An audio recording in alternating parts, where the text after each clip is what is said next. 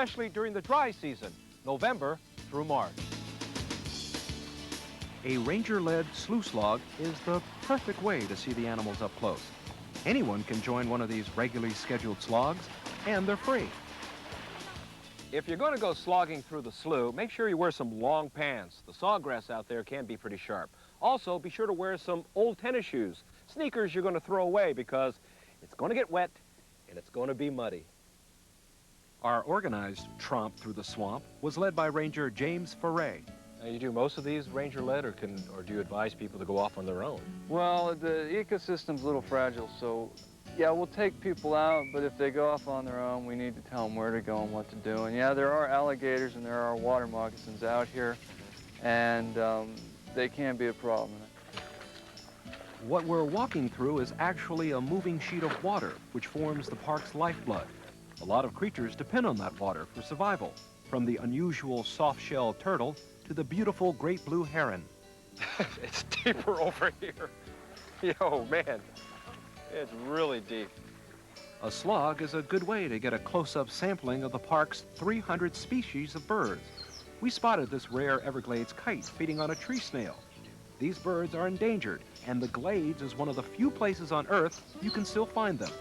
Birds are favorite meals for the Glades' best-known inhabitants, alligators.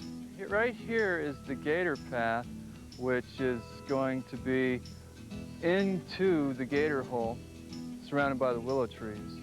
In a sense, alligators are the keepers of the park. They clear out vegetation with their snouts and feet, forming holes for sleeping and staying cool.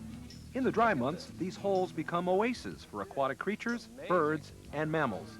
These gator holes in the dry season, which we're approaching now, are the lifebloods of this plain of grass. All the fish, like we said, swim in here.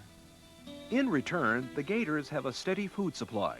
You know, alligators may seem like big tame lizards when they're just sitting on a mud bank sunning themselves, but they can move when they want to, as our cameraman found out. You can see why it's a good idea to never feed these creatures or any other wild animals you encounter in the park. On a guided slough slog, rangers keep a good distance between you and the gators. Well, besides wet pants and wet shoes, what did you get out of this?